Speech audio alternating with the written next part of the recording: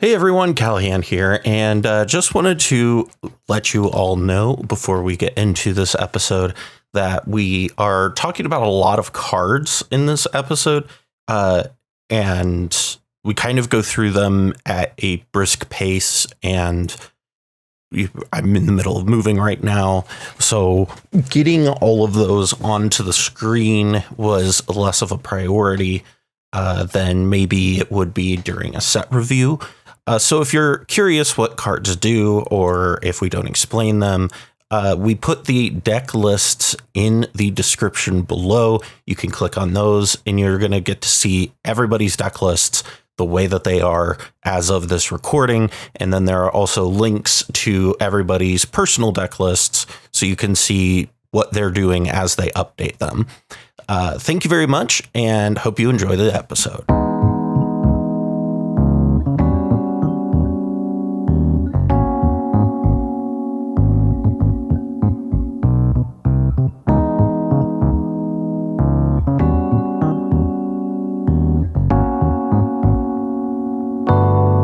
And here they are. It's your Lincoln, or wherever they're from, Mind Sculptors. Welcome everybody to the Mind Sculptors. I'm Callahan. Joining me today is, of course, not from Lincoln, unfortunately, but is from the Golden City, or whatever it's called. Bay Area, whatever the fuck it's called. It's that douchebag Fenix. Wow, that's so aggressive. Am I wrong?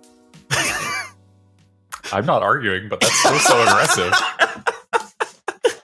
It's good to have you on, buddy. And also on today's episode, co-hosting with me. It's been a little while, but he is back. It is everybody's favorite. It's Cobblepott. Cobble, how you doing today? Doing well. I'm glad to be here. It's been a hot minute. It has been a hot minute. What have you been up to over the past few months? I've been just trying to maintain mental health, and social media was really, really dragging me down. And social media would never do that. Right. I mean, that's what it told me, but then it was a liar. So I have a lot more responsibilities at work, and I've got, my 15-year-old just finished her first year of college, and I've got a whole bunch of irons in the fire, and like trying to manage a Twitter presence and deal with the quote unquote discourse and all of that stuff was just really taxing and not fun. So I have a much lower profile now, and it works really well for me. And I think that's a thing that I need to do to be healthy. Yeah. And like, that was one of the things, like, when you kind of stepped back, I was just like, I'm glad that you are doing what's best for you in the situation. Right. Obviously, I miss, getting to chat with you. But you've been doing a little bit of brewing lately. A little bit here and there. A little bit here and there. Only just recently did I actually go back and, update things from what's changed in March or whatever. Yeah, so. I did see that when I was putting together today's show notes. I was going through and I was like, oh, Cobble's just like been updating everything. All right. Let me ask you this. Actually, before I ask you this, hey, Jeremy. What's going on? Sounds like basketball. Remember how I harassed you about the Golden State Warriors losing? Yeah, I do remember that. Okay. How you feel about that now? Listen, can we have a talk? Listen, I understand. You have the high ground, right? You beat us technically like 3 or 4 years. So it's like, You have the high ground. I'm just over here as a Cleveland native, rooting on my boy LeBron, and it's not going too well. It's not going too well. Jokic is a hell of a basketball player. And so is Jimmy Butler. That game tonight, it should be on right now while we're recording. It's Friday night. And I'm really excited to, once we're done, turn that game on, because the game one of the Heat Boston, the Heat Celtics series, was just absolutely incredible. Like Jimmy Butler, once a week I gotta come on, and at the beginning of the show I need to have my like NBA playoffs like catharsis moment at the beginning of the show where I just come on and I'm just like, listen, the NBA playoffs have been fucking wild, and I gotta talk about it, even if nobody on the podcast cares. I don't. You're talking about like MBA as in a postgraduate program for business majors? Yes, of course. Yeah, exactly. Course. Yeah. Okay. Just making sure. Playoff basketball famous is leftist, a business major. MBA playoffs. Playoff basketball is the best time to watch the NBA as well. It really is. And then this year is like extra exciting. Yeah, it was like an exceptionally good playoff like year, actually. So it's been very fun to watch. But so Cobble, I wanted to ask, so last week we did our March of the Machine, the Aftermath review. What were your thoughts on the 50 card set coming out and just like existing? I've been complete radio silence. I have not consumed any Magic content at all, and since just a couple of days ago. So I've been out of the scene for like 5 months. Yeah. And I was not clear on whether like the whole set had been spoiled or like, I mean, there's so many sets that are coming out so quickly, and it's really hard to tell, like, okay, wait a minute, is this just kind of like a supplemental set that was added on to March of the Machine? Well, they also just like kind of quietly dumped or like released the full set spoiler. Like it was just very quietly, they were like, here's the set spoiler. And we were like, we have 50 okay. cards. Here's all 50 cards. Right. And I was like, so this isn't a draft format? No, it is. It is. Okay. So it's actually like the worst draft format I've ever played in my entire life. If you pull up Arena, it's really fun. It's very bad. It is like actually kind of hard to draft. So what the draft boosters do is they mix in cards from March of the Machine and Aftermath. So your like rare slots are more likely to be Aftermath cards because there's just a higher density of rares in the Aftermath in general.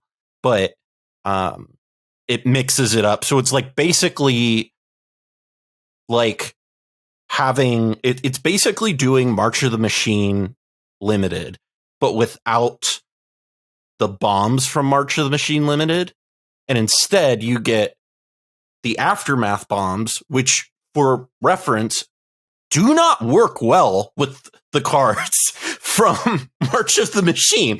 So it's like the most wild draft format I've ever played.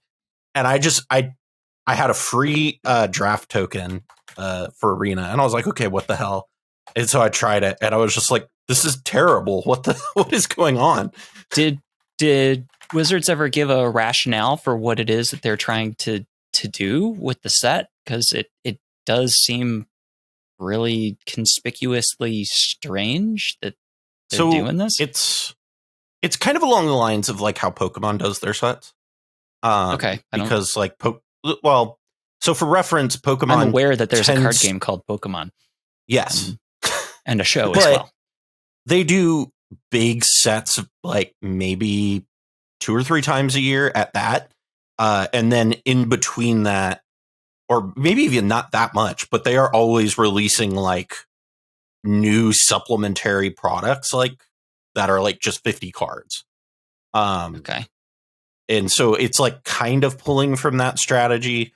The collector boosters are priced horribly. However, they are a better pull rate for like getting your money back than other collector boosters, which is hilarious.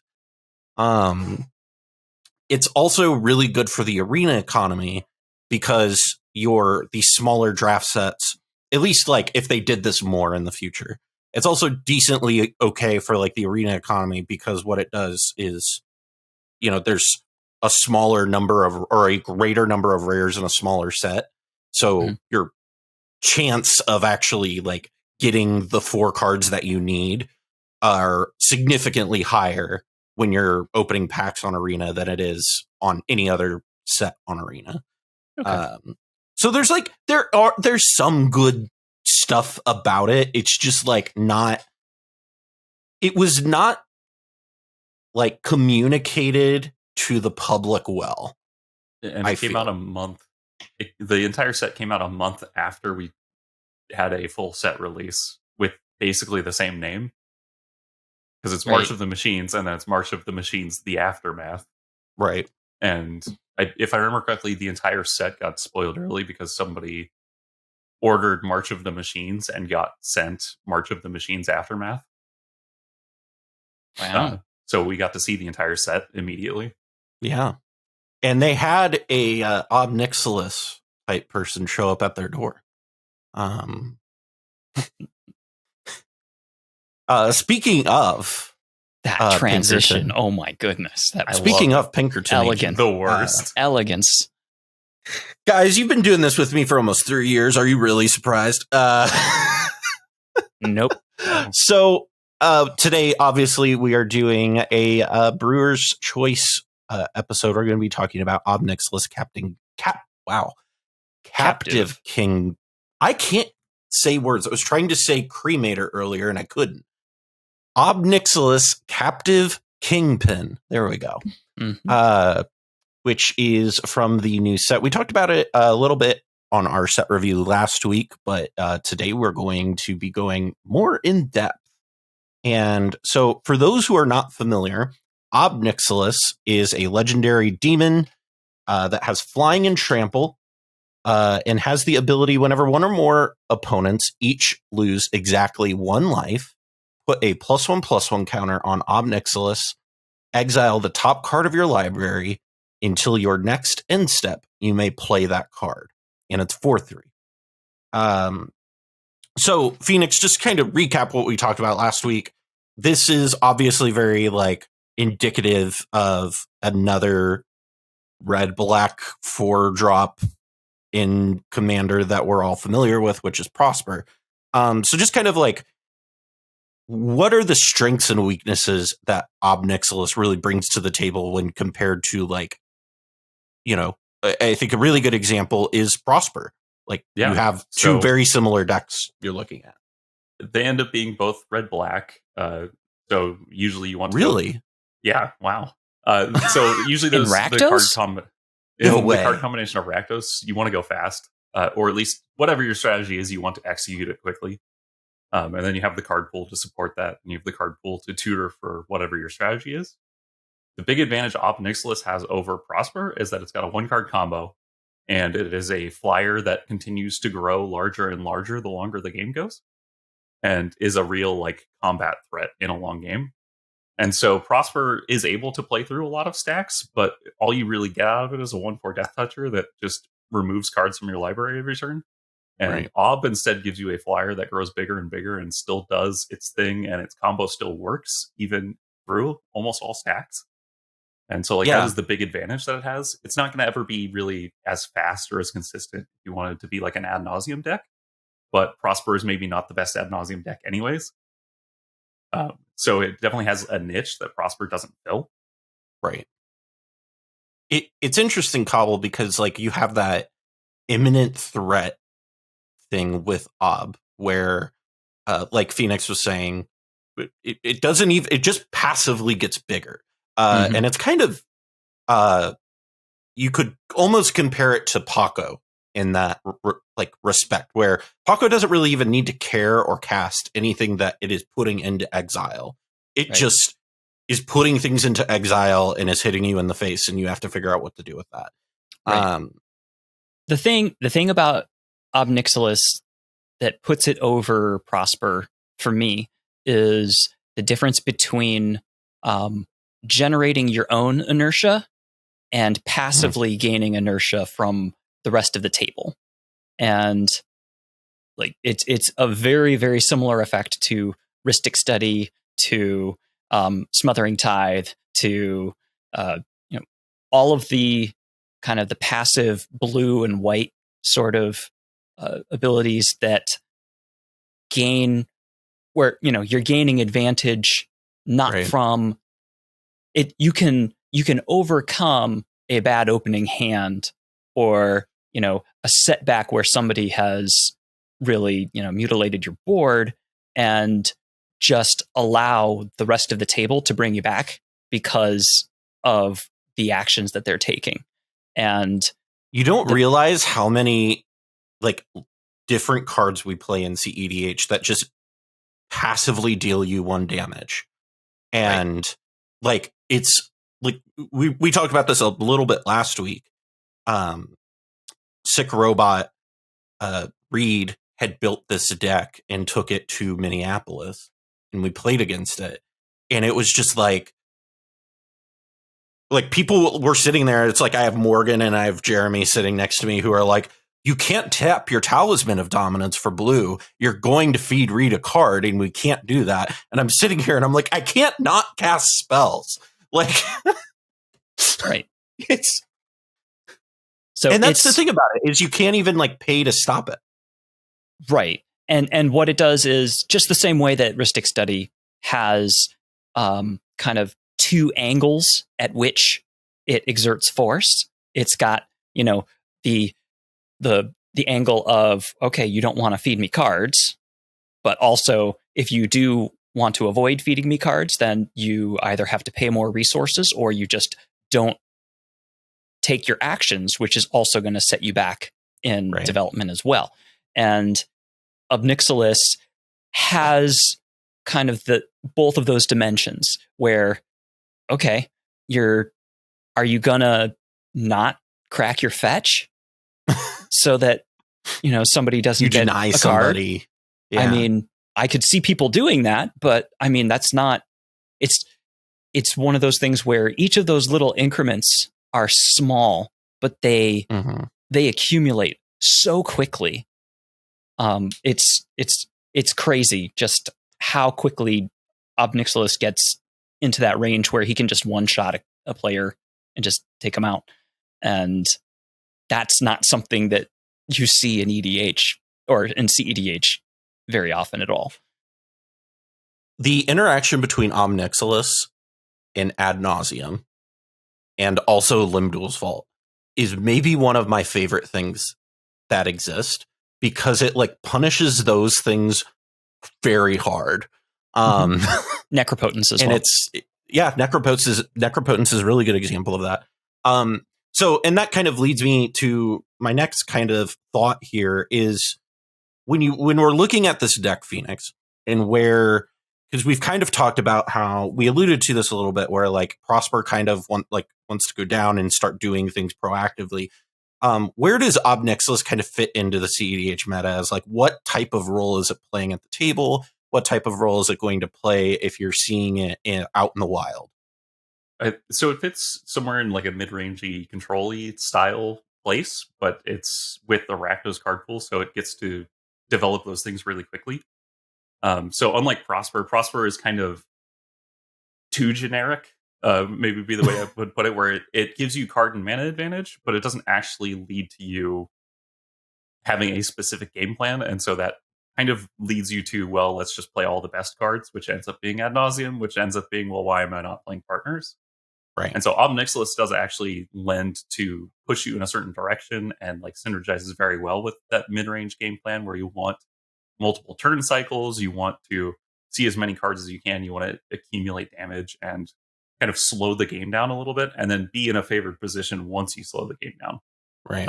and not necessarily win immediately, but it can win immediately, which is the big thing that I think pushes it over the edge from being, oh, this is a fun commander, to being something that I think is really considerable. Yeah.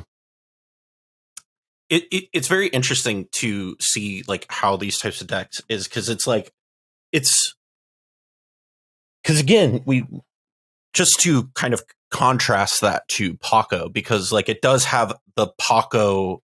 It feels like Paco if you're just looking at it, right? Because like on a very surface level, it has some of that Paco inevitability to it, but in reality, it is not very proactive. As far as that goes, where Paco just kind of makes its own magic happen, right? This is definitely something where, at least in my opinion, and I know this has like a bad connotation attached to it, but I don't mean it that way. But it is like, in my opinion, more of like a parasitic type deck, where the more you are playing into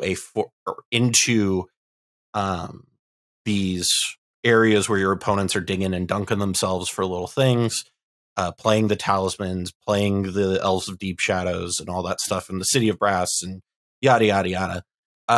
Ob gets significantly better there.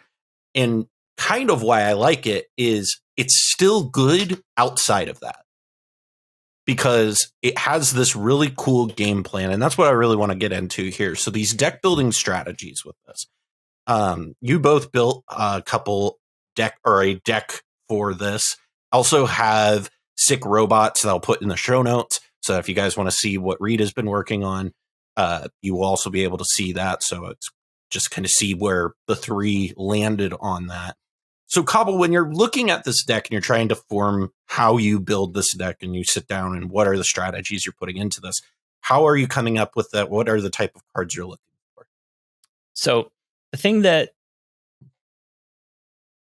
with Ob Nixilis, you've got definitely a theme of, pinging, which is it's lucrative for generating card advantage, but it doesn't really dissuade opponents from, approaching their game plans the way that they normally would. Yeah, if you've got Ob Nixilis out and, somebody tries to ad nauseam, then yeah, sure, there's going to have a bad day. Right. But when you're playing Rule of Law, for instance, it's not like they have a choice. They're just hard stopped until they find a way to get rid of the Rule of Law. Whereas with Ob Nixilis, a lot of the cards that you're kind of drawn to play are suggestive. Okay. Maybe you don't want to crack that fetch. Maybe you don't want to use that City of Brass. Maybe, you don't want to do whatever it is that you're going to be slightly punished for. So it's what you need to do is you need to build in some of that harder control to compensate and to blend in with the pinging that you're going to do to generate kind of like your heuristic study effects. So in my particular case, I'm leveraging the fact that it's not like a heuristic where you're drawing cards, but you're exiling them. If you're playing a heuristic study deck, if you're sitting on Rhystic and Thrasios and Tymna, and you have a wheel that you want to play, that's not going to be profitable because you're going to lose all the cards that you've accumulated. And with Ob Nixilis, because they're protected in exile, as long as there's not a Drannith Magistrate or something like that, you can do whatever you want and still be able to make use of those cards. So the tack that I've taken is to put as much hand attack as possible. So things like Chains of Mephistopheles, Oppression. I was just looking at Oppression and smiling. Oppression is one of those things where on its own, it is significant, just because it very quickly makes it extremely hard for people to plan out and execute specific lines, because they have to think about, okay, what cards am I going to discard to each card that I'm going to play? And am I going to be able to actually put this line together with, half of the cards I've actually got in my hand? And, it's very challenging to kind of do that calculation in your head. And when you have other things that are coupled with it, if you've got the complementation of oppression and chains of Mephistopheles, okay, they're not going to be able to regain that footing that they've lost. And from the Ob Nixilis point of view, you don't care. Okay, I can be, I can throw Sire of Insanity onto the battlefield and not feel any effect from it, any negative effects at all. Presuming you've got enough other engine that is causing damage to people and letting you continue to draw cards. And that's one of the things where, normally you see Sire of Insanity, and it's one of those things where, oh, you're going to try to play out of your graveyard, or you've got Sire of Insanity and you draw a couple of cards, and then you just know that you're going to have to ditch all those cards at the end of your turn. With Ob Nixilis, it's, well, no, you just don't care. They exist in the ether. Right. I've got my hand basically that's got a whole ton of cards, and nobody else has a hand. And that parity, that disparity is really powerful. So for me, trying to attack hand value, the equity that people have in their grips is kind of priority number one. And then we want to kind of attack all of the things that are typical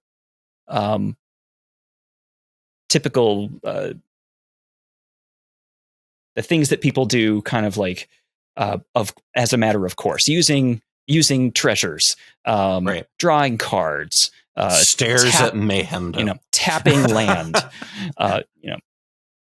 so you have to be very tactical in the way that you're approaching it, just like with a stacks deck.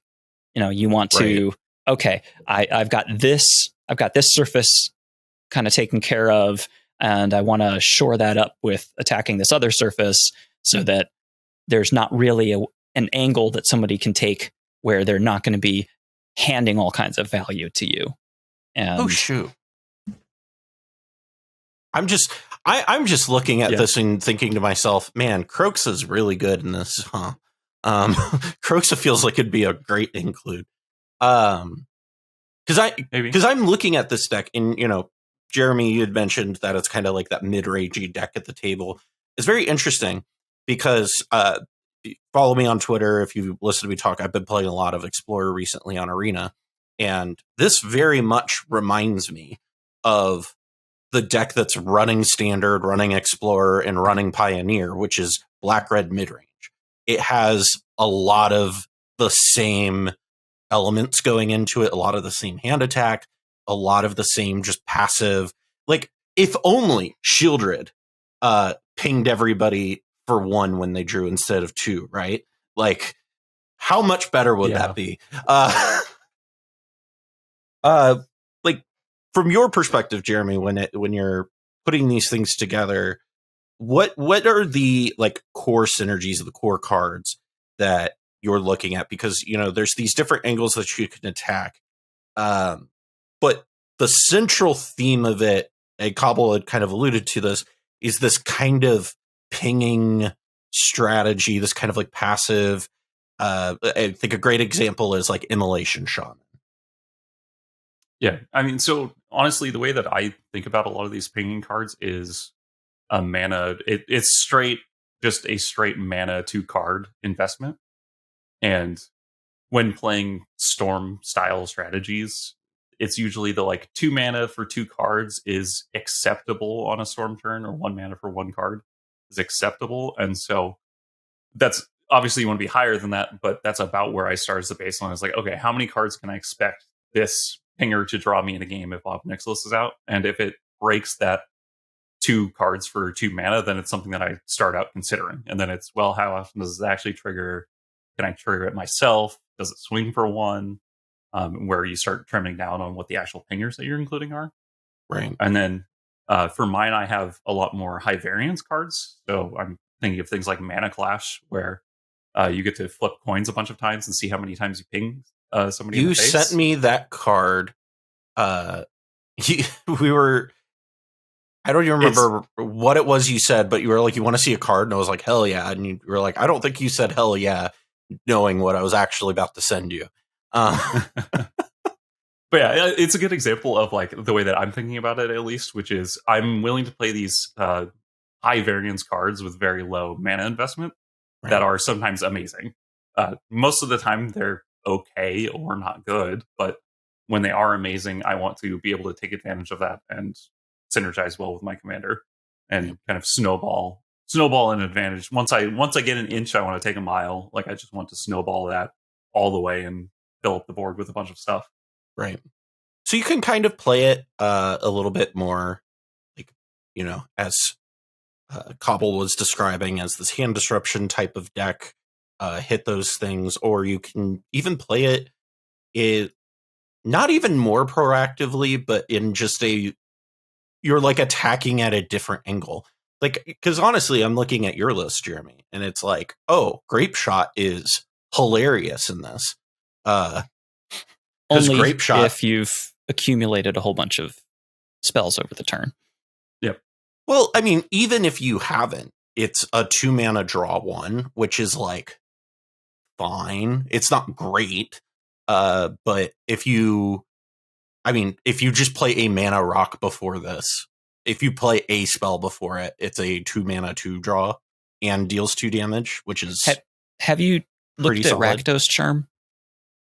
Rakdos Charm is very silly in this deck. I have that. It's happened to me. Oh no. What deck were you so unfortunate to be playing when this happened to you? I don't remember for sure, but I had a lot of creatures. Was it Nagila? No, I Fire Covenant. So I cast. There was a very large board, if I remember correctly, and I Fire Covenanted to like clear the very large board, and then I got killed by Rakdos Charm. Yeah, that was in Minneapolis. I remember that. Yep. I don't remember. Then I died to the Rakdos Charm. I was like, "There's no way this Ob Nixilis could grow that big. This Fire Covenant will kill it." And then Rakdos Charm happened, and you're like, "Oh no, never mind." Yeah, I mean, it is really interesting when somebody is, playing Nagila, for instance, and they're going off, and you're just sitting there with the way that smirk. You respond. You're like, okay, you got 50 creatures now. Okay, I'm going to fire off a Rakdos Charm, and then draw. Like, wait a minute, my deck. Well, yeah, you draw 50 cards, but they just took 50 damage, so they're just dead. And you've got, I mean, a 2 mana instant speed, basically ad naus, that's going to be like on average probably way more than it depends. It's contextual. It's based on the circumstances around you. But most, I think on the average, they're about like 2 to 3 creatures per board on a board state these days, right? Like right. Or you've got one player that's really going ham, and especially if there's like a stacks player, and those are good times when you can just fire off 2 mana and draw 15 cards or something like that, and then not care about their Drannith because you can just hit them in the face and be like, okay, cool, Drannith's gone. Yep. This is fun. So let's actually get into these deck lists a little bit, because you both, obviously there are some core cards that are pretty similar here. Not to get too deep into. We can just start off with All Will Be One. Because that's the one card combo that we were referencing. Yeah, that is a 1-card combo. Cobble, how does air quotes 1 card for somebody who is unfamiliar with how that works? How does the All Will Be One combo work with up here? So you have Ob Nixilis on the battlefield, and all will be one is also on the battlefield, and somebody takes 1 damage, and then you win. So this is a standard legal combo. Yeah.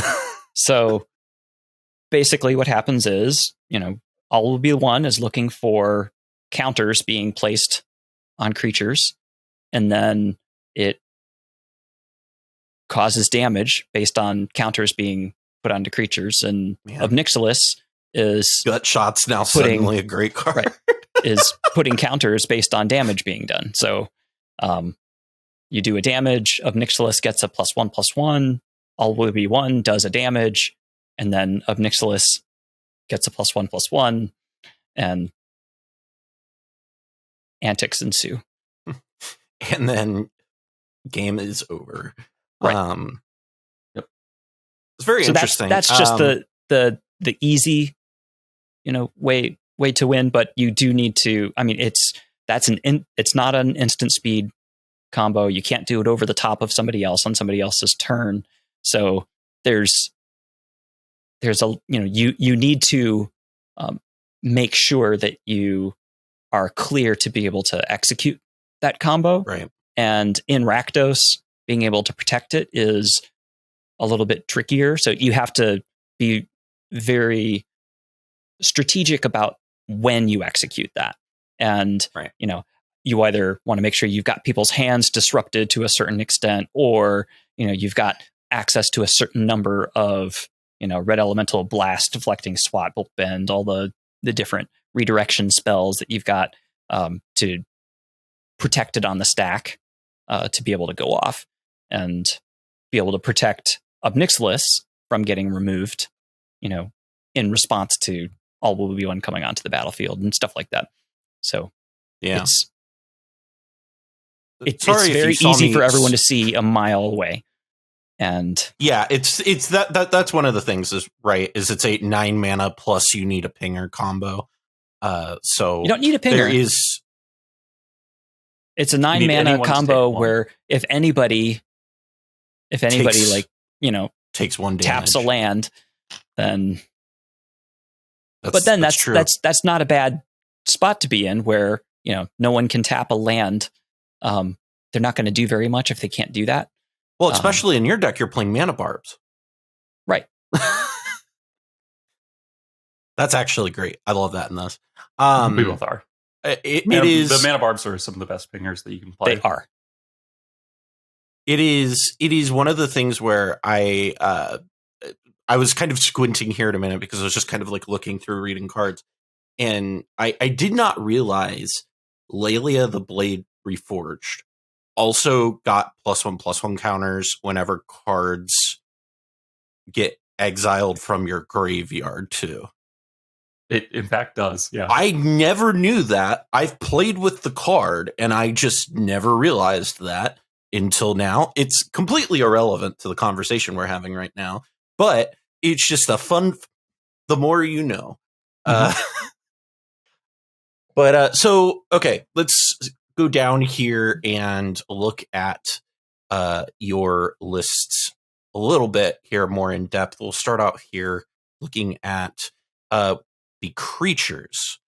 Is Cobble, you have 19 creatures compared to Jeremy with 17, and you mostly share all of the same creatures. Like there's a big core there, a few different pieces, but overall, like what is the core that you would identify? That, because it's like all three of you have an amount of cards that everybody's playing. I would say definitely there's the one-sided stacks pieces. So it's Dothy and Opposition Agent that are kind of just automatically in there. Mm-hmm. And then Black, you play this. Also, Ragavan's kind of also automatically in there. Yeah. And Dockside as well. Yeah. And then after that point, it's a little bit more of a decision on what pingers you're feeling like playing and how many you want to play. So Cobble has a little bit more pingers than I do. And then I think for my top end, I'm ending up with Laelia and Urbrask as my top, like very top end. And then Cobble has Bergie instead of Urbrask, and then the Sire, notably. Right. Yeah.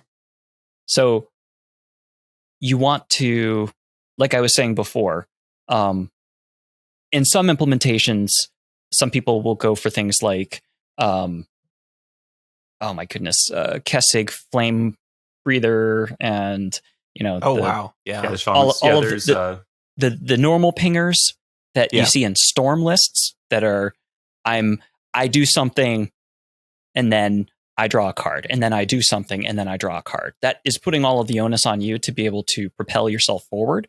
That's nice because it gives you autonomy to be able to be in control of what you're doing. But if something happens and you get behind and you don't have any cards in hand, or you're in a circumstance where you're not able to propel yourself forward, then those cards are a lot worse because they only trigger off of things that you're doing.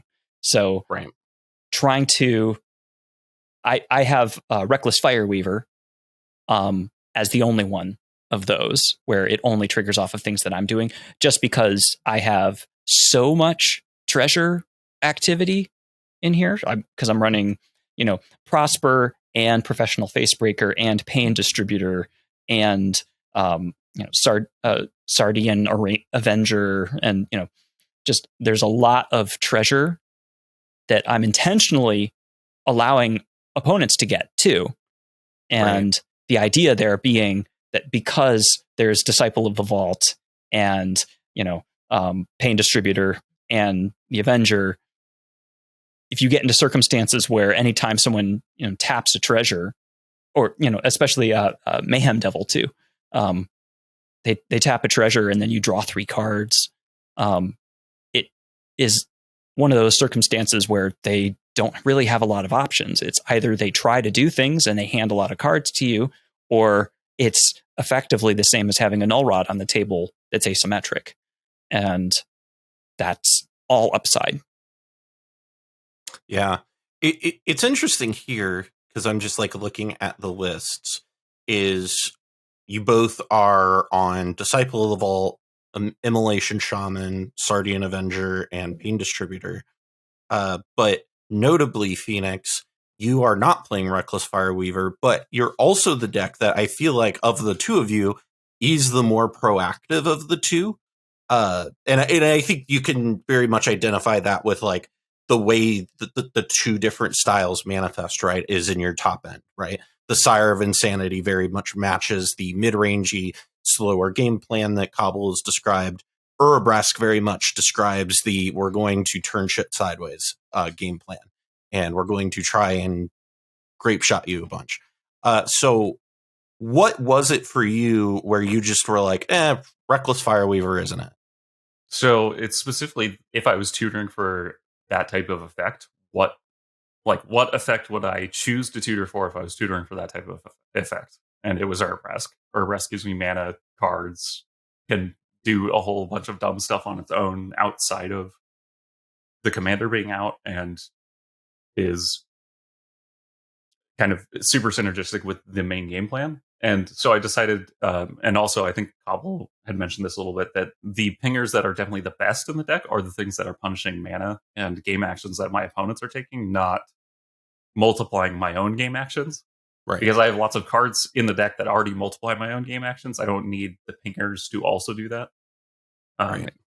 And the card pool kind of lends itself well to having a lot of cards like that, or that are reusable. So for example, I have Flame Jab in mine, which is just kind of a reusable. It sits in the graveyard. I can discard a land and I can draw a card. And just having a couple of value engines like that may not necessarily work in every scenario, but are just kind of consistent pinging engines that I can always use, rather than just having a couple creatures that I top deck into that accelerate me even more. There's a certain point where I think effects like that end up being win more, where I have to have cards in my hand and be casting cards in my hand to even be getting value out of the Reckless Fireweavers. Right. And that's why I didn't end up on them. Yeah. Right. Like I said, Reckless Fireweaver made it into mine just because I have so much in terms of treasure generation, that it's kind of is a required piece. It goes in because of how much it does. I think of the creature pingers, the Mayhem Devil winds up probably being the best, just because it passively, on the one hand, it passively is going to trigger off of all kinds of game actions, like people sacrificing things of their own volition, or you causing them to sacrifice things, and the fact that you can target creatures with the pings to be able to like remove very specific things, like Draneth Magistrate is the number one thing you need to be getting rid of as soon as it appears, which is why we have so many targeted removal pieces, because if that thing's on the board, then you're not doing anything. And that is just one of those things where Mayhem Devil becomes so valuable because of it's drawing you cards, it's clearing the board, it's putting a clock on your opponents, it's just doing all the things that you want to do, and you don't have to be the one propelling it forward. Right. Yeah, it's interesting to look at that, because Mayhem Devil serves this plays this interesting role in games that I've noticed, where it's also like a really interesting political piece at tables, where you can really leverage it to be like, listen, I know we're both in a bad spot, but we got to deal with this threat. So if you do this, I know you're technically feeding me a card, but we're also dealing with the thing. And it's nice too, because it doesn't need you to be like casting spells necessarily, just doing game actions, which is very interesting. Mayhem Devil, I can confirm, is an annoying card. Also on that like list of annoying cards is like stuff like Suit Imp, that just, you don't realize how many non-black cards you cast in a game until you have a Suit Imp out. Yeah, and you're just kind of like, well, huh.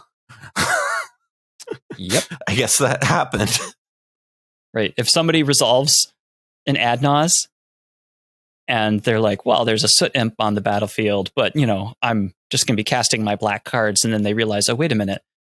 I need to... I don't play as many black cards as I thought. Well, after you've spent the resources to trigger the ad nause, you need to pull yourself back up again by your bootstraps to actually move yourself forward to be able to close the game out. And the way that you normally do that is by playing all of your mana positive rocks. And then you realize, oh, crap. I'm just going to hand 10 cards to, my opponent. And also it makes the over under on the life loss from ad nauseum something that you have to really, really be careful about, because, if you take your ad nauseum down to 10 life or something like that, then you have to make sure that, okay, can I cast enough artifacts, that won't kill me and still be able to generate the velocity that I need to pull off my win. And when the more math you make people do, the more mistakes that they're going to make. And that is part of the game. And I like just got to say that. That reminds me of when people were playing, what was it, Peer into the Abyss, in not like these really low to the ground Nas decks. And you would sit there and watch them have to do the mental math of, do I want to play Russian roulette with being at 8 life right now? Do I go one more deeper? I don't know if I can. I haven't hit my peer yet. It has a little bit of that to it, because, unless you have like just this absorbent amount of mana before you go off, that is going to be extremely disruptive, because especially when you're at a table, let me actually phrase this like a human being, Jesus. When you're sitting there and you're playing against a Nas deck, or you're seeing a Nas deck, or you are playing a Nas deck, generally speaking, your Nas's take you down sub 10 life, right? Like you are generally speaking going hard or going home. And that generally means you have like a lot of people, when you do like the main phase Nas, you are going to see people go down on a lot of resources. Like you said, because the way people play Commander is a lot of like one shot pieces of like acceleration. So Pseudo is a really cool card. It's also, this is in that class of anti-ad nause cards that I really like with like certain commanders. Because this reminds me a little bit of like Sunder in Lavinia being like the best instant speed ad nauseum interaction you could possibly ask for. Because turns out that deals with some stuff. Rugged Smothering was another one that was very close for me, but it just doesn't consistently trigger Ob. Yeah, I think that's only... It is a flying 1/3. Right. Yeah, I think that's only in Reed's list. Right. If you care about just dealing damage as a kind of a rattlesnake kind of effect, then all right, sure, it makes sense. But the way that it's templated, it doesn't actually increase exponentially or geometrically the number of cards you get every time somebody casts a spell. So you get a card from their first spell and that's it. And that when you can spend the same amount of mana on something like a Soot Imp and just keep getting more cards, the more actions they take, then so what you're telling me is that's a 3 mana Esper Sentinel. Yeah. +1 because it does get to attack. But yeah, fair. It's interesting. So let's kind of move down a little bit here and kind of take a look at some of the interaction that you guys are playing. We did talk about Rakdos Charm, but as far as this goes, I think there's nothing in this that I would identify as being like truly shocking to see in these decks. Like, this is all pretty standard. You're in Rakdos. This is what you got. The one card that I did notice that was in everybody's decks was Bolt Bend. And it was surprising to me at first until I reread Bolt Bend. Yep. So without Ob Nixilis, that card wouldn't be in there. I had to read that card a second time. And when I was like, why is this in here? And then I read the card and I was like, oh, that's why it's in here. For those who are listening to the podcast and can't just look up the card, Bolt Bend, if you're unfamiliar, was from War of the Spark. It's an instant that costs 3 colorless and a red. And it's changed the target of target spell or ability with a single target. And the spell costs 3 less to cast if you control a creature with power 4 or greater. And great art also, by the way, of Raul Zarek just giving it the Kefnet. Just absolutely wonderful.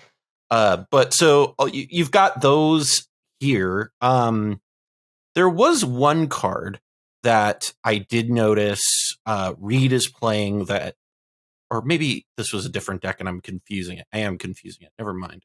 I was thinking of Reckless Handling as being a card that seemed like it would be good, but never mind.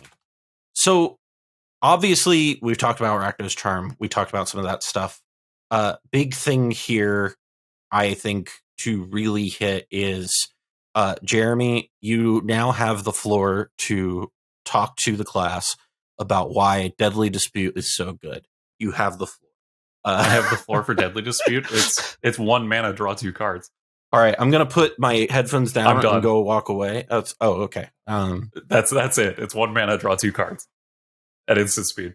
I mean, you do have to sacrifice resources for it, but with the amount of treasure generation that a deck like this has, it's basically not a cost. Yeah. It's you always do this to me where you will give me this big, long, like, gush about something, and then I get you in front of the microphone and we're recording. And then you're just like, it draws 2 cards. And it's like, I'm not wrong. You're not, but our text messages are you just going on and on and on and on and on, like saying things, which I do too. And then I get you in front of the microphone. I'm like, all right, get on your podium there, Fenix, and it draws 2 cards here's for half 1 of mana. a sentence. Any particular cards there, Cobble, that you think are very noteworthy in the kind of instance and sorcery section to kind of highlight? Okay, for me, Meltdown is real important. Yeah.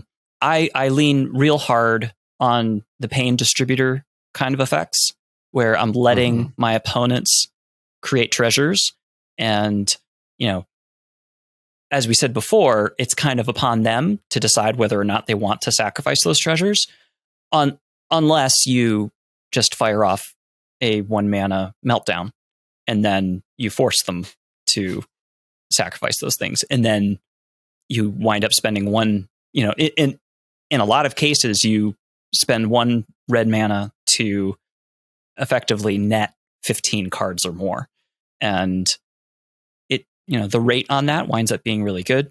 It's also a good way to get rid of besides Drannith Magistrate, the biggest things that you don't want to see are Null Rod, Stony Silence, and Collector Oof. Collector Oof is easy to deal with, and Null Rod is mostly easy to deal with. Stony Silence is a problem, a pain. Which is why I've got Feed the Swarm, and it's one of the targets for Wild Magic Surge, and I'm back and forth considering Chaos Warp, even just because a Stony Silence just makes our life absolutely terrible. It's so wild. Like I think about Black Red. Like I play against it all the time, and I see it played, and you're like, man, these are 2 really powerful colors. And in my head, I'm like, hey, it should be able to deal with a Stony Silence, right? And it just sits and stares at a Stony Silence. Like, I don't know what am I supposed to do with this? Right. Like, and Rule of Law is there as well. Right.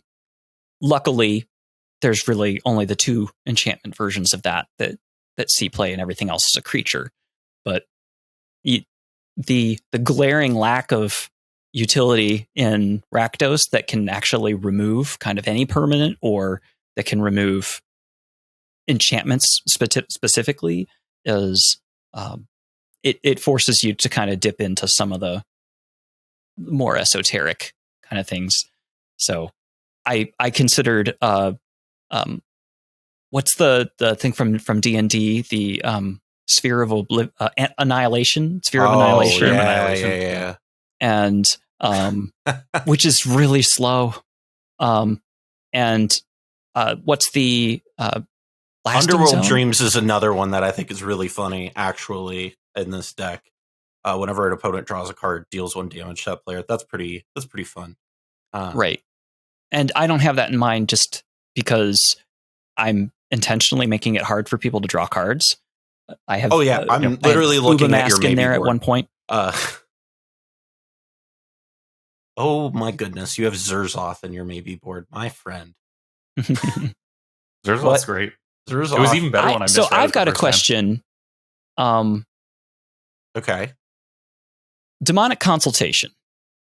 Yes. I hate using Demonic Consultation as a tutor, just because of the variance, depending on at what point in the game you're trying to use it, and it's exceptional at clearing the way for a win off of Thassa's Oracle, but if you don't have a Thassa's Oracle or similar effect, then why play Demonic Consultation?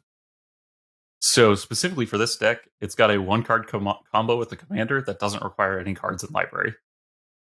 But so if the combo required cards to exile, or if it stopped the combo working with all of you1, then I wouldn't play Demonic Consultation. But because it's 1 mana instant speed tutor for my 1-card win condition, that's why it's in there. Okay. Let me just give you some anecdotal help here, Cobble.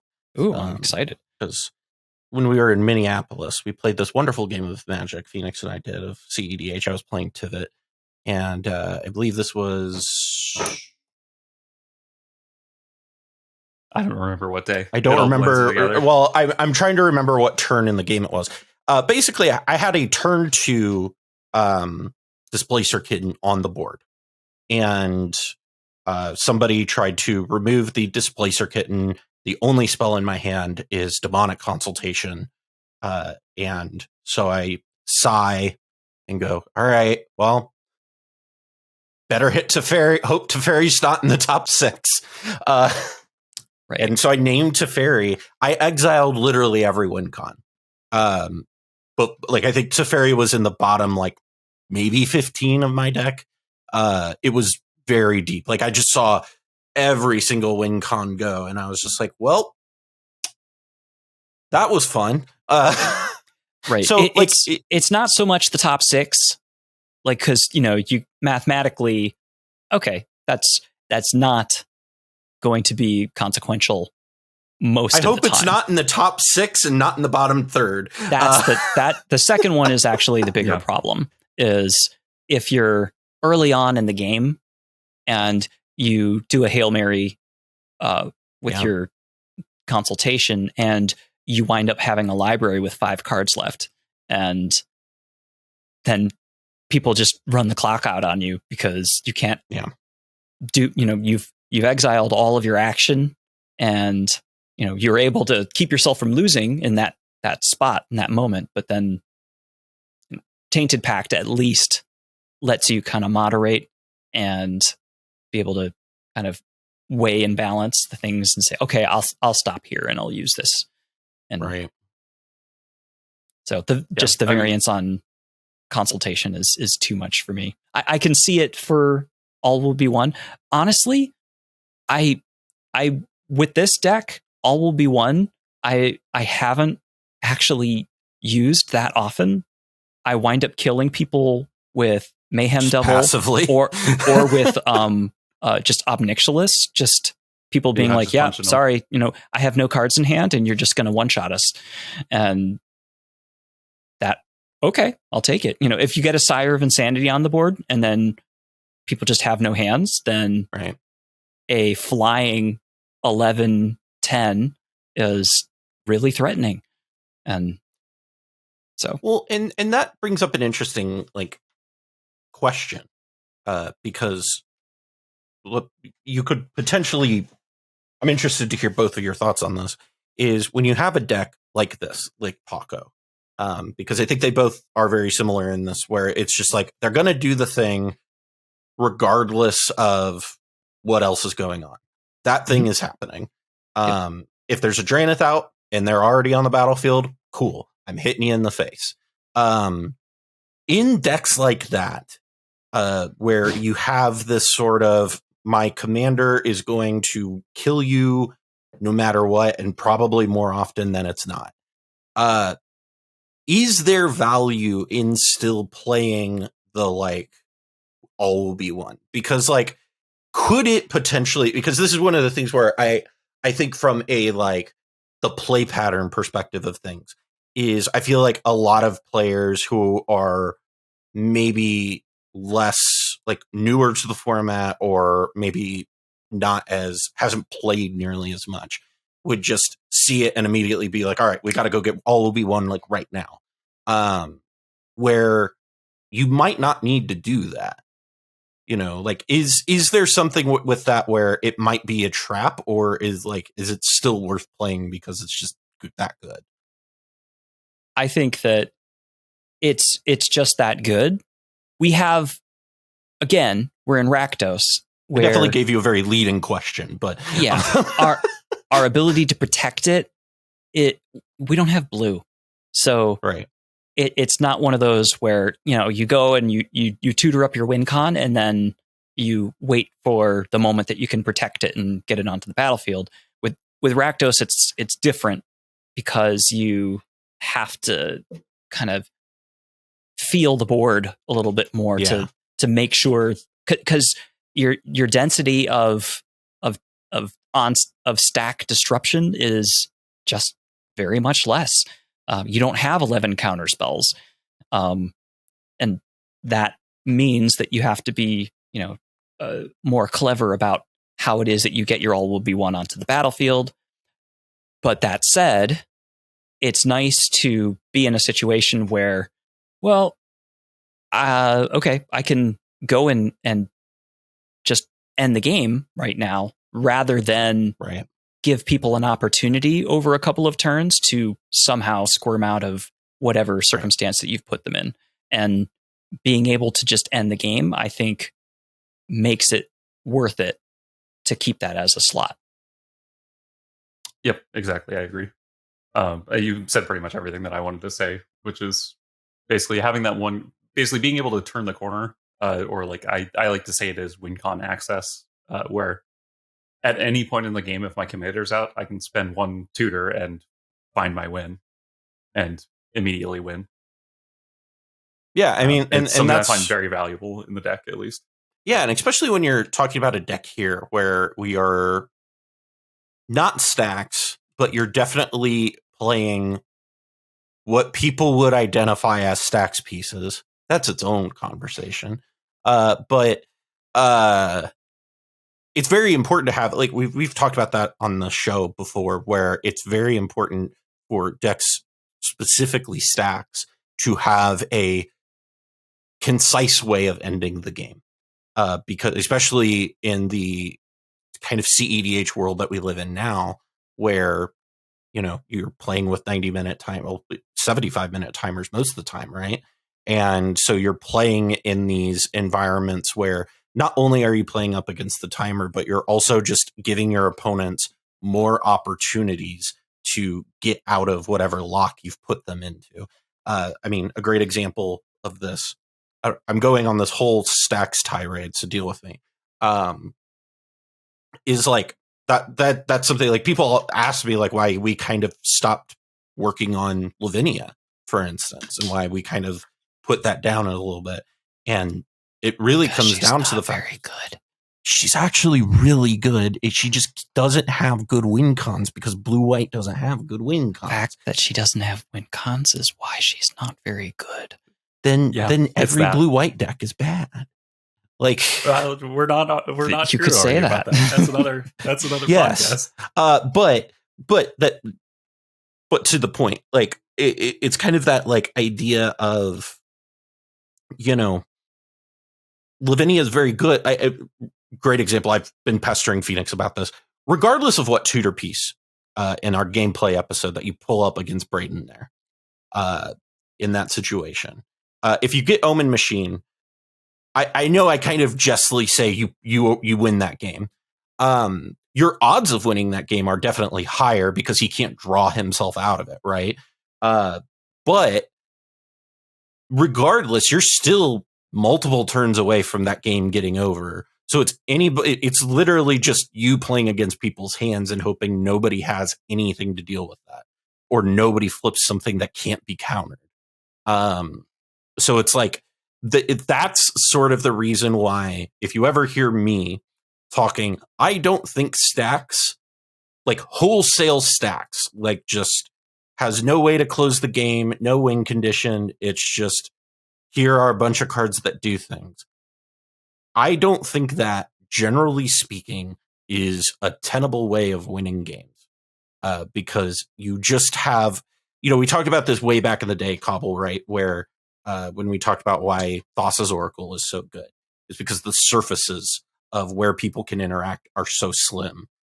Stacks has the opposite problem, where it's the surfaces where people can get out of it is very wide, and you just have to have hope that you have so much surface area that they can't, you know, or a Sanctum Peladon too. Any of it. Yeah, that can do it. Peladon too. Cyclonic Rift is the thing.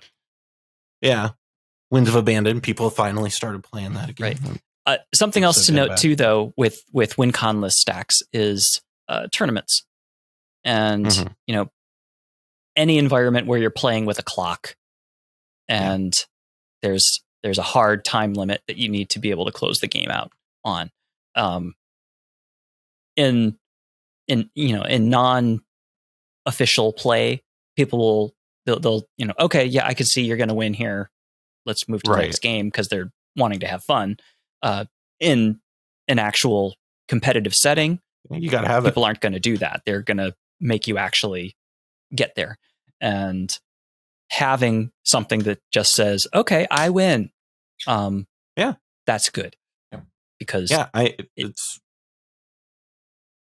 winning the game is good. That's what I hear.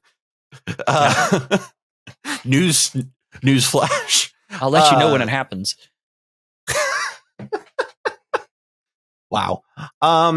So when it really comes down to playing the deck, well, before we get there, let's look at a couple more. There's a couple of other cards that I want to touch on that are in your decks that I think are really fun. Specifically, Fenix, you were playing a lot of artifact hate pieces, or not artifact hate pieces. They're hate pieces that are artifacts. Yeah, so artifact stacks pieces. Yeah, but like you're again, you're not a stack, but you have. We're not going to get into it, but so like, what was the decision of playing stuff like Torpor or Weathered Runestone, those sorts of things in this list? So basically, it's exactly what we were just talking about. Actually, is that specific? Specifically, I'm a lot more in on the all of V1 plan. It's not that I'm turboing it out. It's just that I'm a lot more in on that plan, where there's not very much that stops that from working. It's damage prevention and preventing 1/1 counters from being put on things, and that's basically it that will stop it. So you can play almost any sax piece in this deck, and the commander can still win through most of them. Can't win through Solemnity. Nope. Can't win through Solemnity. You would have to remove a Solemnity. That would be a problem.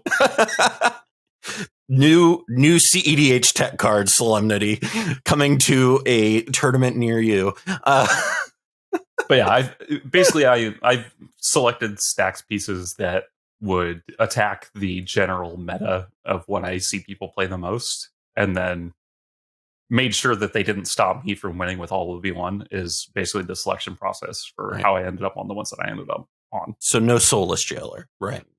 So no Soulless Jailer. Yeah. In case people understood, Soulless Jailer is also a bummer. In addition to Draneth. Cobble, when it came to your list, one of the cards that I was very interested in, kind of how you got, well, actually a few lists. You're all playing Lightning Greaves, which I get enough. But specifically you, Cobble, are playing both Swiftfoot, I can't say that card name. God damn it. Swiftfoot Boots. I can't say it right. It's awful. I feel like Cam right now. It's like an episode of the Play to Win podcast up in here. Because I just I can't say Swiftfoot Boots. There we go. So you're playing that. I always say but. I don't know why. But you're also very notably playing the Reaver Cleaver. And okay, so I know you're really in on the treasure game plan, but as an ardent player, why? I hate Reaver Cleaver. So read the text of the card. Yes. And then look at Ob Nixilis. Yeah.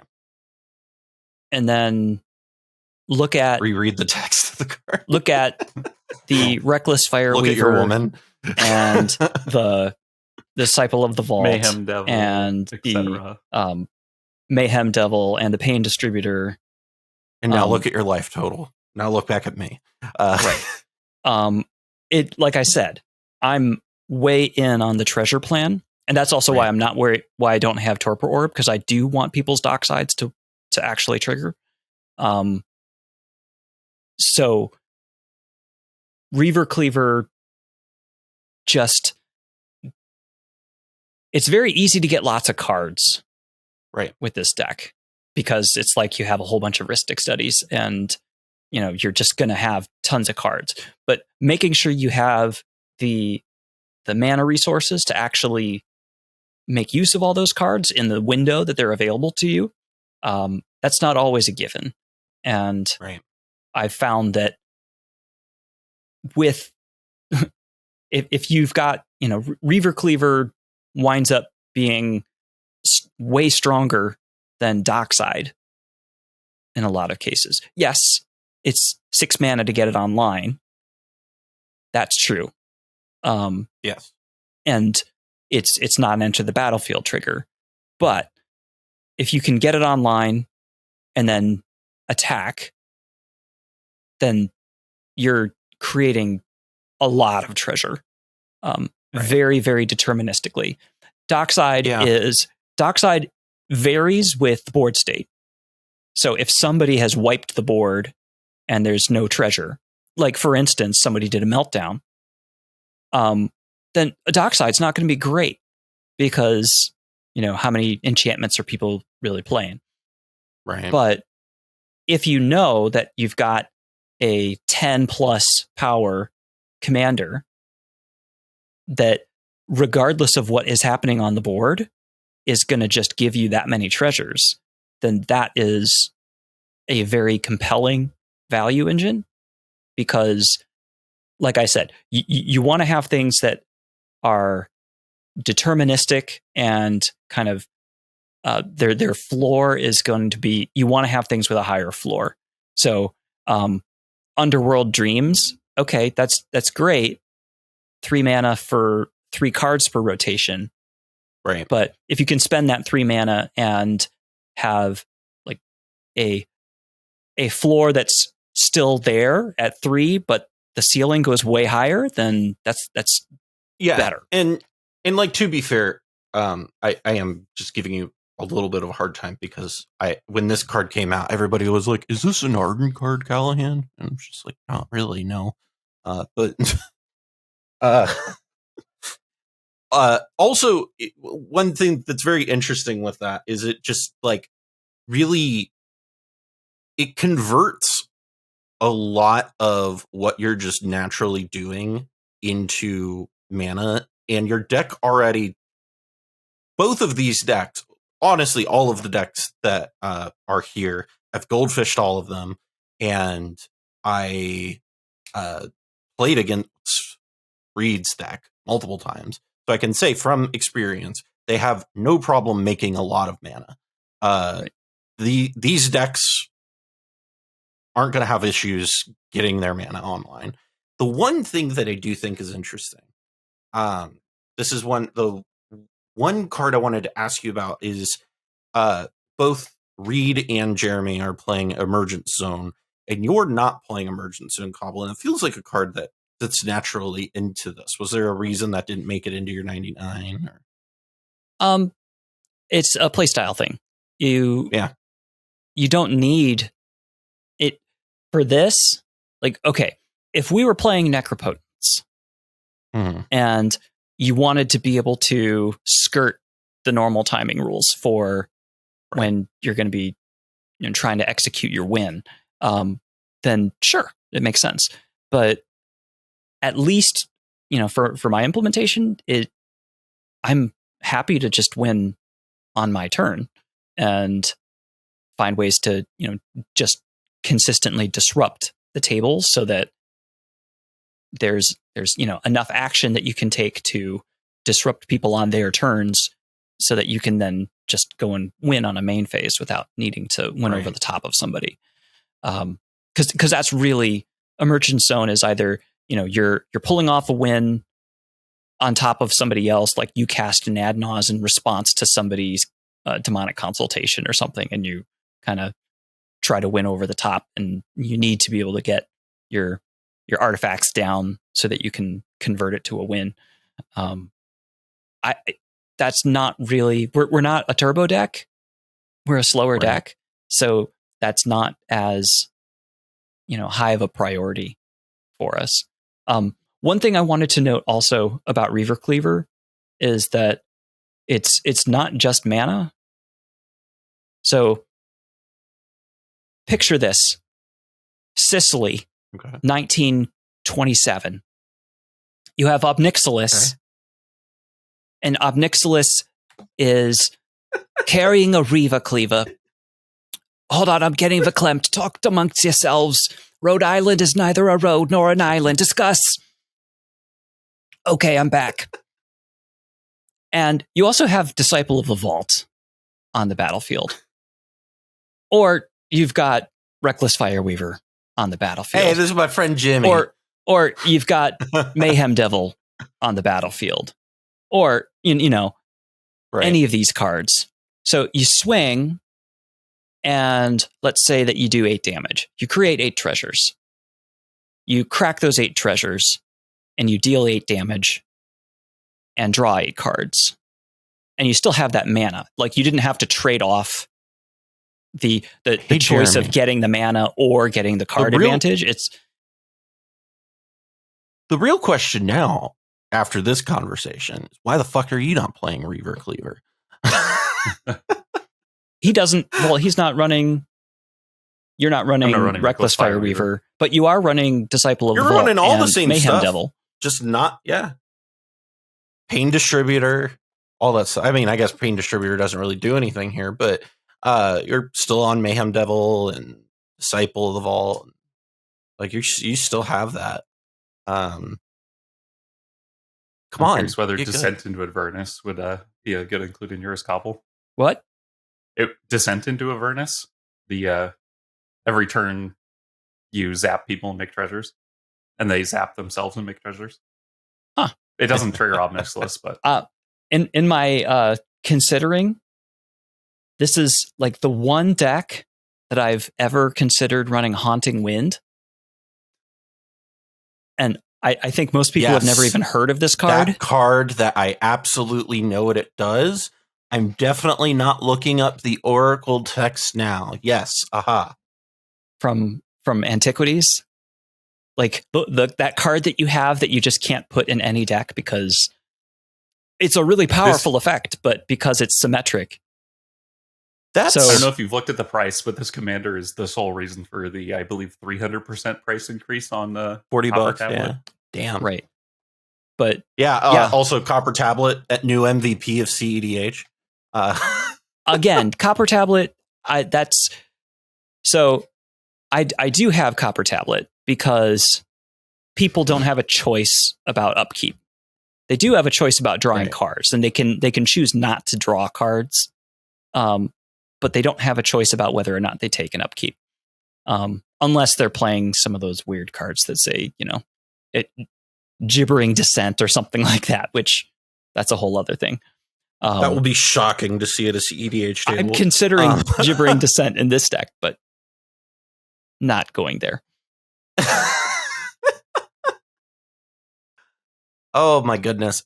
I really like these decks. One of the things that I think is very fun with these is you all are not, but Reed is playing Nether Void, which I can confirm was out at the same time as a 3-ball, and that was one of the games of all time. We have Morgan playing New Joyra, who just casually puts a Trinisphere into play, and then we have Reed playing, Ob Nixilis, and he's just like, all right, here's a Nether Void. And Fenix and I just kind of stare at each other. Well, now all spells cost 6 mana. Well, at minimum, at baseline cost 6 minimum, and then some. Was a great time. So things like Nether Void and Chalice of the Void, I think, are exceptional when you can break parity on them. Mm-hmm. I don't know how easily, how many hoops you have to jump through in Ob Nixilis to be able to break parity on those effects. Just because we're not running green, so we don't have Allosaurus Shepherd. We're not running. What are we? Overmaster. Right, we don't. We can do Overmaster. We can't run Vexing Shusher. That's another way to get around it. But all of the Destiny. We don't have blue, so we can't play the who's the wizard that gets disturbed from the ground. Lear? No. He's 2 mana. And you sacrifice him, but you can. Yeah. You can disturb them from one. Malevolent Hermit. Yeah, yes, thank you. Like we don't have access to any of that stuff. So those are the kind of contexts in which I really like to play Chalice and Nethervoid. But here, what's a card that I have a question for you both. I know it's expensive, but it actually feels like I feel like Jeremy might know where I'm going. Is a card I got nothing that I feel like is at least decent is God Pharaoh's statue, because end step draws you 3 and also taxes everybody 2. It would only draw you 1. Would it only draw you 1? Yeah. Oh, yeah. The templating so if you on ping 3 people Nixilis. once. Right. That's why Reckless Fireweaver only draws you 1 card. Well, never mind. God Pharaoh's statue, I want to be a playable card so bad. Yeah. Someday. And then the other unfortunate ruling is that if you hit with multiple 1/1s, they don't trigger individually. Yeah. You have to hit for exactly 1. So, this is very tangential, but we were talking about timers and all of that in tournaments, and I was literally just sitting here thinking, man, you know what? Thank God Paradox Engine is not legal in this format, because that would be a nightmare of just somebody takes like a 60-minute turn and then you just sit there and you're like, well, pass the turn. I'm actually kind of thankful that's not in the format, even though I miss Paradox Engine. That's a whole other conversation that I could talk about at length. Whole other conversation. We could all 3 of us, I'm pretty sure, could give a lengthy dissertation on the virtues and the issues with Paradox Engine. But I love that card. I don't love playing against that card. All I will say is that I really miss being able to imprint a lightning bolt on Isochron Scepter and just win the game. Mm-hmm. Those were the days.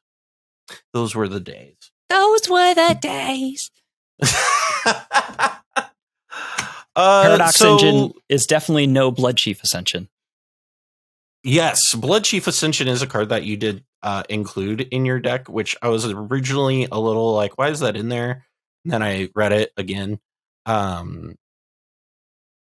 It's very interesting how that puts a clock on the table a lot faster than I think a lot of people realize. Right. Because you just look at it and you're like, oh, it's 1 mana. And then you're like, oh, I'm at 10 life. Neat. Right. It's one of those things where in this particular shell, it's almost guaranteed to be online in a single orbit of the table coming back to you. And it looks at cards going into the graveyard from anywhere. So as long as you don't have your... tokens technically hit your graveyard. So. Right. So Dauthi Voidwalker is a non-bow with it, but the idea is really keeping your life buoyancy kind of above everybody else's. So that's why I'm running, Blood Artist and Bloodchief Ascension and Basilisk Collar, just to make it such that you can, with the symmetric effects that we're running, like the Mana Barbs and Burning Earth and stuff like that, and Haunting Wind, in those sorts of cases, you can keep your comparatively your life higher than everybody else in a consistent way, and it's really effective at that. And also, it's just another one of those things where it kills people really fast, especially if you've got like oppression and Chains of Mephistopheles and other hand hate that's forcing people to discard. It works well. This really does feel like Rakdos midrange. Like if I could make a 1-to-1 comparison from a cEDH deck to a like any other format, like this feels like it doesn't do the exact Rakdos same mid-range thing, but it feels like the same deck, right? Like it feels like it plays very much on the same axis. So very, very cool. But yeah, I overall with Ob coming back kind of around full circle. We talked about what its position in the metagame is and like what it will look like at tables. Overall, after brewing it, do you think this is something that is going to make an impact on the meta and is more viable than people actually are willing to like? That more people is more viable than people might think. I think I would put it so. I think that like from an objective looking at the individual cards, it seems like Prosper is a better card than Ob Nixilis, but Ob Nixilis, at least in my playing against it and playing with it, seems like a better deck. Mm-hmm. The actual individual card of Prosper is very powerful, but Ob Nixilis just creates a better deck. And so I think that alone is like with Prosper as a starting point. Prosper hasn't done particularly well, especially recently in tournaments, but it did leave a little bit of a splash in the format right when it came out. And then you definitely play Prosper in this deck. Exactly. Yeah, you play Prosper in this deck. I don't think you played this in Prosper. Right. Yeah, it's close. It's kind of close. But so like I think the deck is well positioned. I think that there is a little bit of a play pattern downside of if a Drannith comes out and you start playing all of your mana barbs and your pingers and your soot imp and stuff like that, you are having to pay attention to a lot of triggers and not really affecting the game state very much. And that is like a big downside to the deck.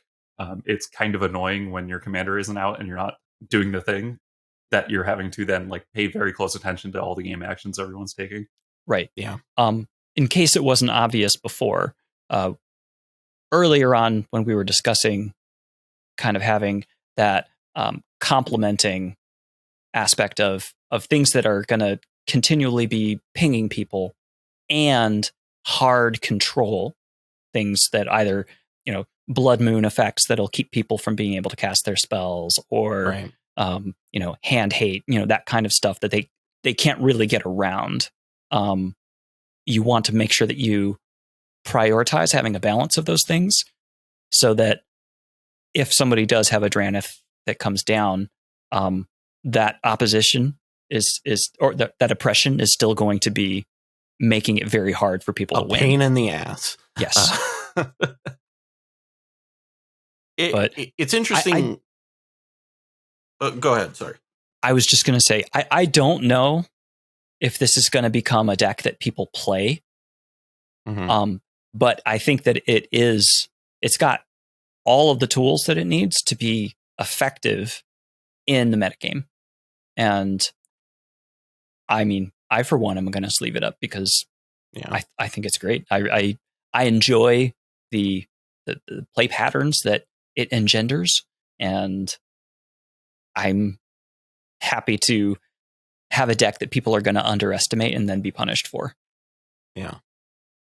The one thing, I guess my evaluation on it is, this is something that I don't necessarily know where I stand on it, is because I know like Rogue Rack Tevesh has had some amount of tournament success. Florian as well. Florian also. And so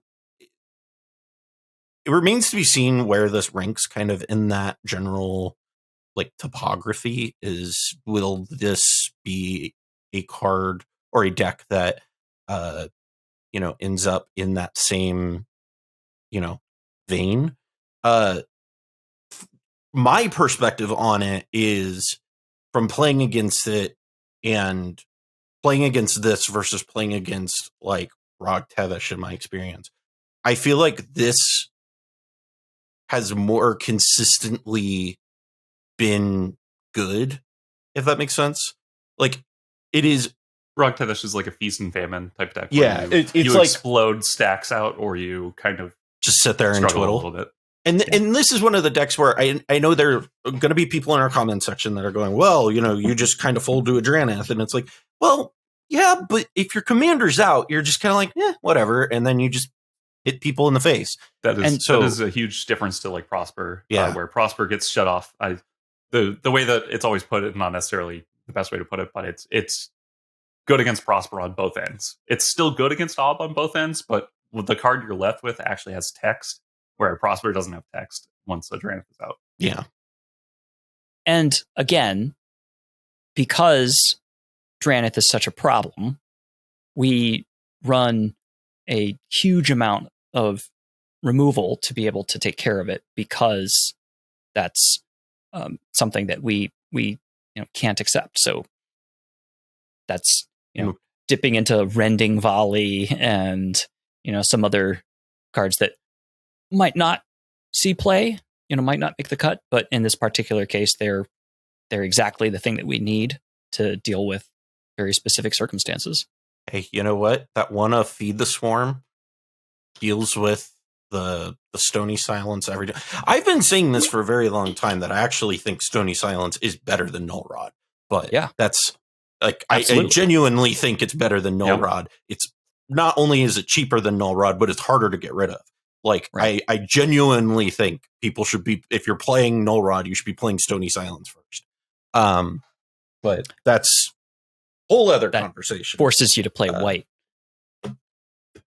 Well, I thought Blue Farm was the best deck in the format. Anyway, that about wraps things up today. Kind of any, like, things as we're going out here. Any kind of final thoughts, Cobble, on where this stands and your thoughts on the deck and the brewing experience? I think that there's been a number of decks in recent memory, like in the past year, where I've tried kind of some of these types of patterns, like, kind of the hand hate, and those have always been missing something that like made them, just not quite be able to get there. And the fact that this is like having Rhystic Study, like a better Rhystic Study in the command zone in Rakdos colors, is it just smooths everything, and it makes it so much more consistent than anything else. Like, generally, canonically, if you're playing stacks, or even if you're playing mid-range, there's this balance between the pieces that you need to make an impact on the board to be disruptive, and also the pieces that you need to be able to make sure that you continually have card advantage.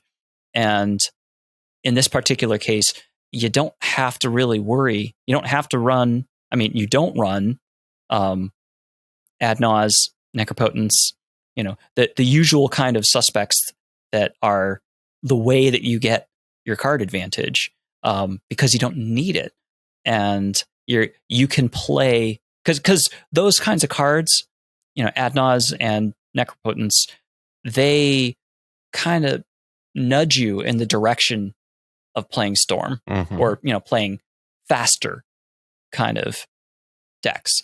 And the way that Ob Nixilis is designed, he allows you to not have to play that style. You can play the disruptive kind of, proactive, stacksy, mid-range kind of a game, and not have to compromise on that style of play.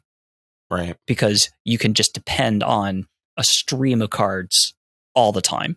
And that is refreshing. And I've not had a bad time playing this deck yet. Like, there's never been a time that, so Ob Nixilis gets removed all the time. But which is why I'm running Swiftfoot Boots too. But it's one of those things where you're never just like out and unable to come back. Like, if you can, it recovers very well, very, very quickly. You're just right back in it, because they have to keep like everything off of your board in order for you to not just come right back to where you were. And that has a lot of, that's very compelling. and it's super. I really enjoy the style of play that you can play with this deck and not be forced into something that it doesn't really want to do. Well, it kind of reminds me a little bit of,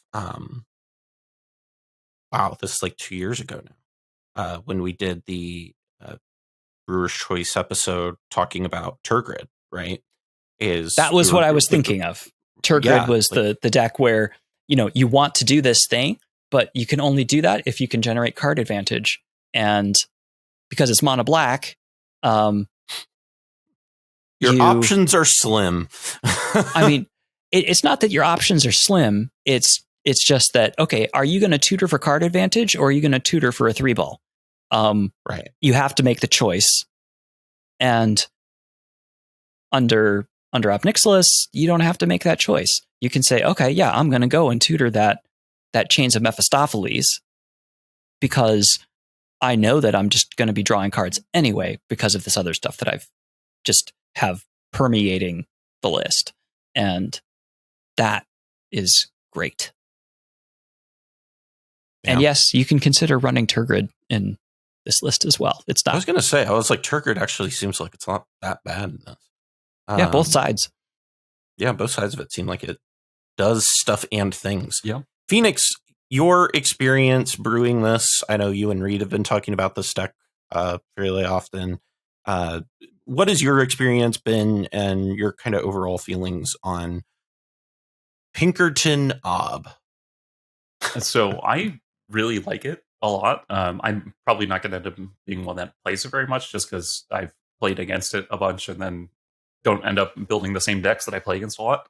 But if I did play against it a lot, I probably would end up making it. I like how a lot of newer commanders that they've been printing, they're not scared to print combos with the commanders anymore, the way that I feel like they had been for a while.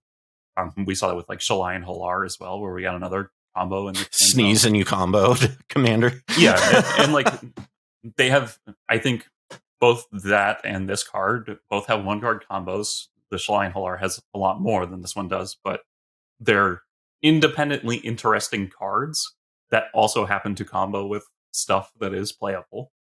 And I really like the designs that they've been going forward with that are interesting commanders that end up having combos that are strong enough for us to be willing to brew and play and have a good time with. And also, and like, I notably... want more of that. That's awesome. And notably are not things that are like, oh, that's a problem, we need to ban that. You know what I mean? Yeah. Like, or it's, I think a good example is Prosper is too generic. I think that Prosper is an awesome card. I love Prosper a lot, but I think that it's too generic.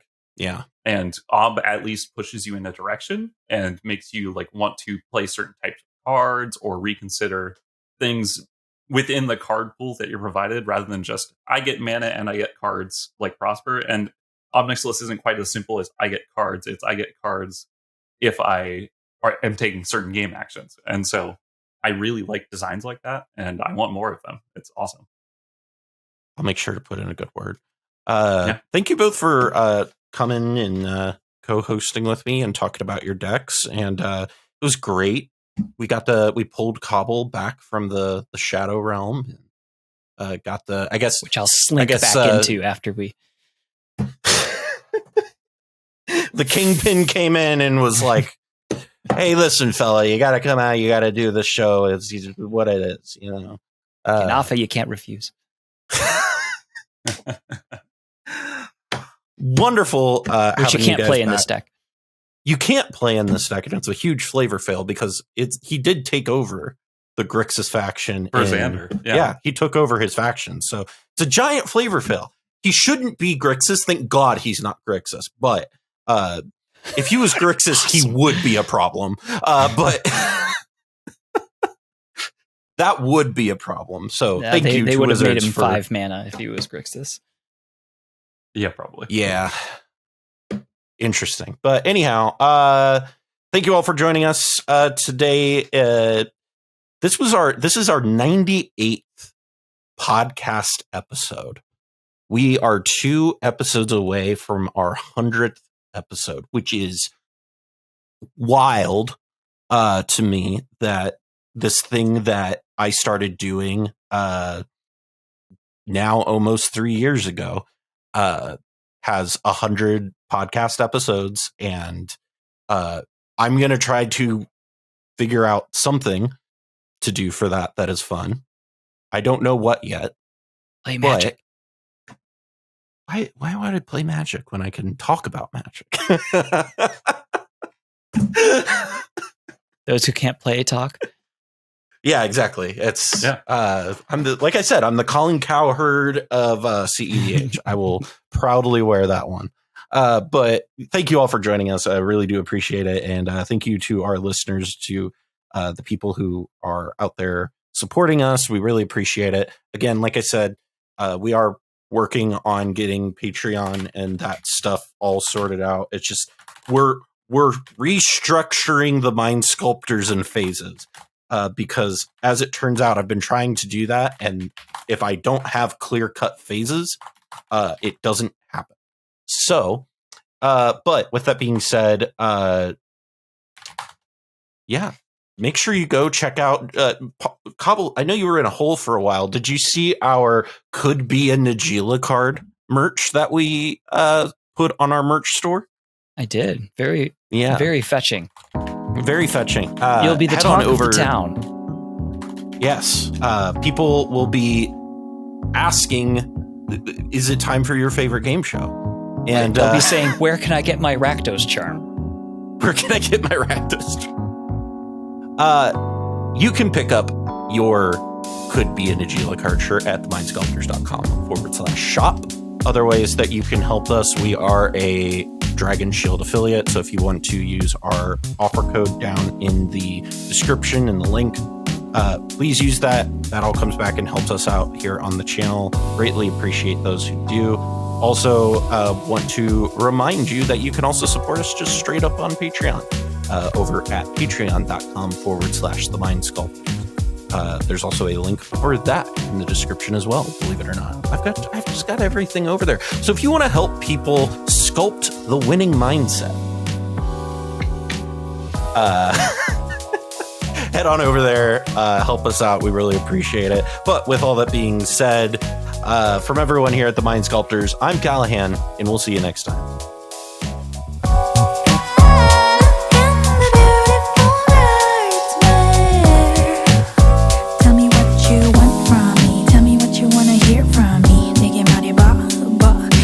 아무렇지도 못한 상처 속에 의미를 찾고 있는 날 Tell me what you want.